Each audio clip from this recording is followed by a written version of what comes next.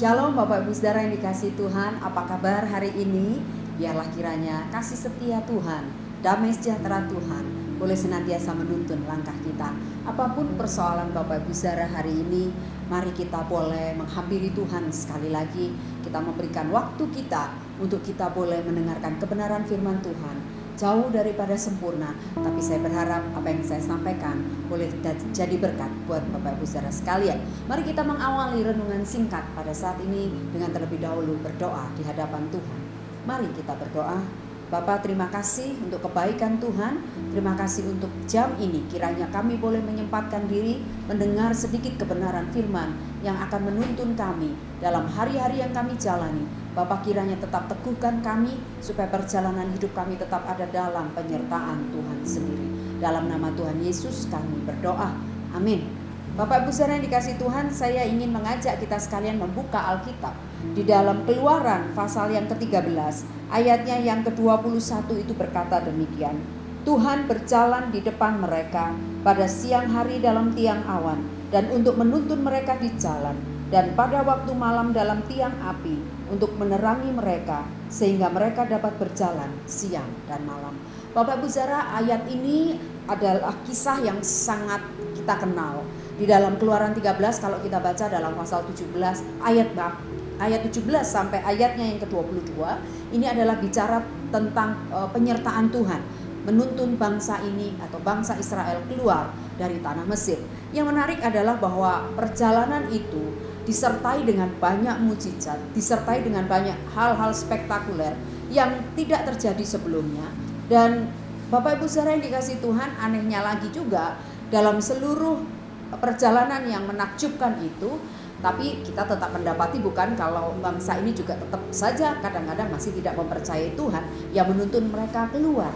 Maka Bapak Ibu Saudara, ketika mereka keluar dari Mesir, bangsa ini sebetulnya mempunyai 3 alternatif begitu ya dalam sebuah renungan yang saya baca.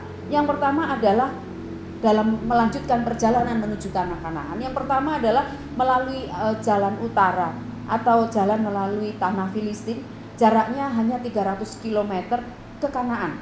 Jalan ini adalah jalan militer di mana orang Mesir biasanya menggunakan untuk tujuan militer. Yang kedua, Bapak Ibu Saudara yang dikasihi Tuhan, jalan tengah. Jadi tadi ada jalan yang utara, ya, jalan yang sebetulnya bisa mereka lalui dengan cepat. Yang kedua adalah jalan tengah melalui padang gurun Sur ke Kades Barnea, ya, melalui Esion, nama daerahnya Esion Geber, ke Kanaan, jaraknya kurang lebih 500 km. Dan alternatif ketiga adalah lewat selatan. Jadi ada utara, ada tengah, ada selatan.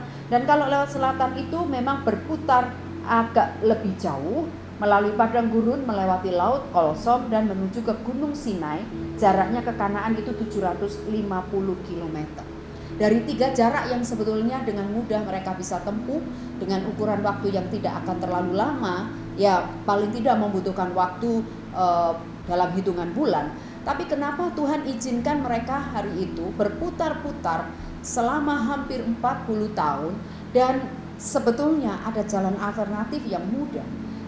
Mari kita merenungkan hal ini. Kenapa Tuhan izinin bangsa ini berputar-putar begitu lama dengan jarak yang seharusnya dengan mudah mereka bisa tempuh? Bapak Ibu Saudara yang dikasihi Tuhan, jawabannya adalah yang pasti karena mereka ada di Mesir begitu lama, mereka dalam penindasan Mesir yang begitu lama. Tuhan membutuhkan waktu yang cukup juga untuk mendidik mereka menjadi orang-orang yang secara iman itu kuat di dalam Tuhan, dan juga tentunya secara fisik mereka juga sebetulnya juga orang-orang yang sudah kuat karena dalam penindasan selama ini. Tapi yang Tuhan mau bentuk lebih lagi adalah karakter mereka sebagai sebuah bangsa yang dikasihi Tuhan, yang harusnya mengenal Tuhan lebih jauh. Yang pertama adalah ketika Tuhan izinkan berputar-putar, Tuhan pengen mereka melihat bagaimana Tuhan menunjukkan kuasanya yang begitu besar. Karena kalau dalam waktu yang singkat, mereka mungkin masih bisa meragukan Tuhan. Apalagi kita melihat bukan ini perjalanan cukup lama saja, mereka masih kadang menyaksikan kasih Tuhan, perbuatan baik Tuhan dan pertolongan Tuhan. Apalagi kalau mereka nggak dibuat putar-putar, hanya dibikin waktu yang singkat, pengenalan mereka akan Tuhan terlalu dangkal. Sedangkan untuk jangka waktu yang cukup panjang pun mereka juga masih meragukan Tuhan yang sudah menyertai mereka dengan banyak cara-cara yang ajaib. Yang kedua adalah supaya mereka mendapatkan hukum Taurat dan belajar disiplin.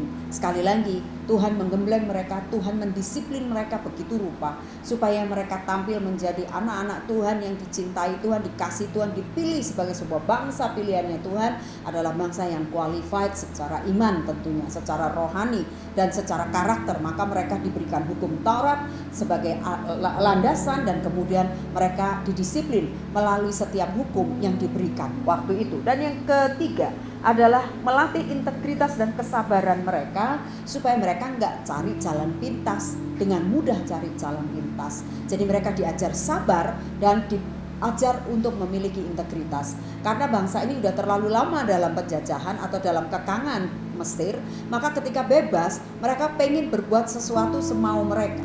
Mereka pengen semuanya apa yang mereka mau terjadi hari itu, saat itu.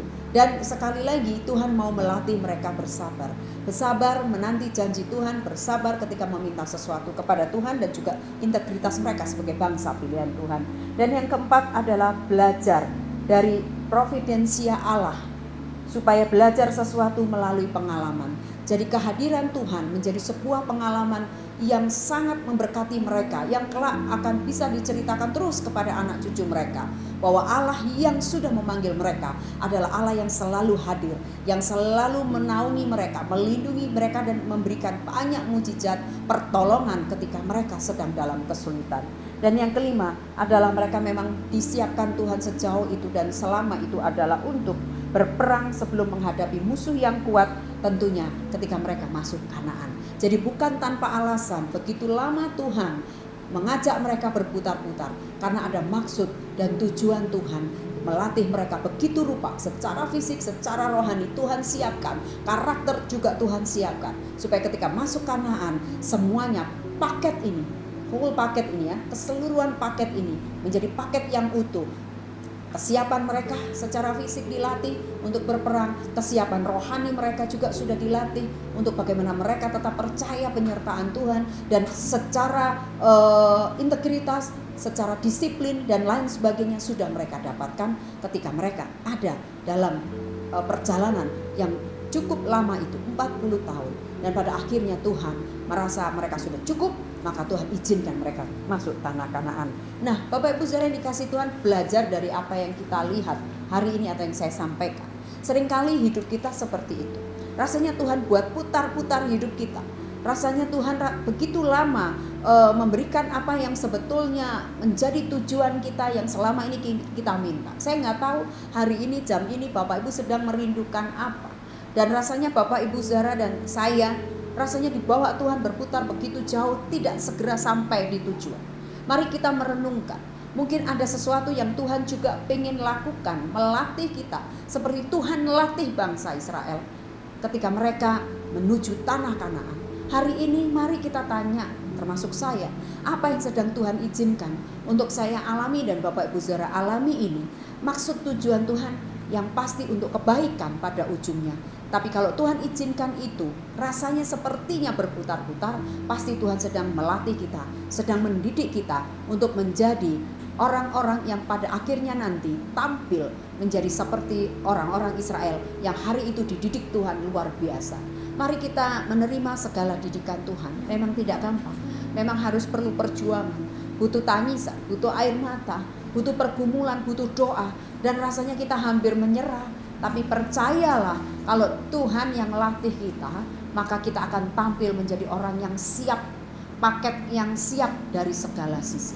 Mari Bapak Ibu, kalau hari ini jalanmu rasanya masih berputar-putar, mari serahkan terus kepada Tuhan, dan percayalah tiang awan, tiang api yang hari itu menaungi bangsa Israel dalam perjalanan adalah tiang awan dan tiang api yang sama, yang akan Tuhan kerjakan dengan cara Tuhan yang berbeda tentunya. Kalau hari itu tiang awan, tiang api untuk melindungi mereka dalam perjalanan, hari ini sebetulnya ada banyak tiang awan, tiang api yang Tuhan sudah siapkan untuk kita sampai pada tujuan, untuk kita sampai pada apa yang kita rindukan.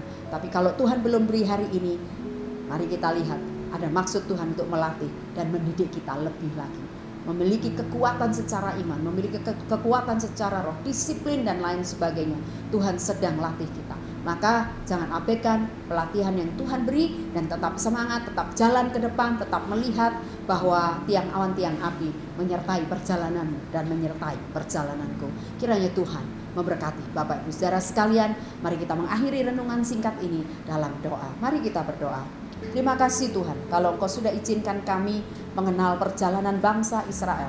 Kami tahu bukan hal mudah buat mereka. 40 tahun mereka berputar-putar dan 40 tahun mereka mengalami banyak hal. Terutama mereka juga diizinkan Tuhan melihat bagaimana karya Tuhan dalam hidup mereka, pertolongan Tuhan dalam hidup mereka.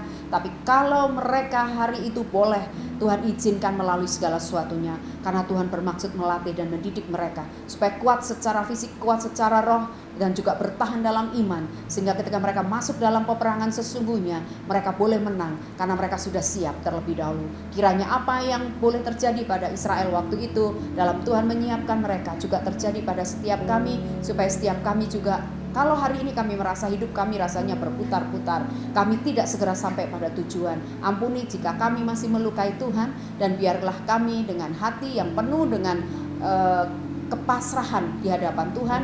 Kami mau ya Tuhan, Engkau tetap latih didik kami, dan kami percaya setiap latihan dan didikan yang Tuhan beri ada juga janji penyertaan dan berkat Tuhan. Terima kasih kalau hari itu tiang awan tiang api menyertai perjalanan bangsa Israel, maka tiang awan dan tiang api yang sama hari ini dalam hal-hal yang mungkin Tuhan bisa kerjakan dalam hidup kami bisa menerimanya, kami bisa melihatnya dan mengucap syukur bahwa dalam perjalanan menuju sampai pada apa yang kami inginkan sesuai dengan kehendak Tuhan, tentunya Tuhan pasti menyertai kami dengan cara-cara yang ajaib. Terima kasih Tuhan, dalam nama Tuhan Yesus kami berdoa. Amin.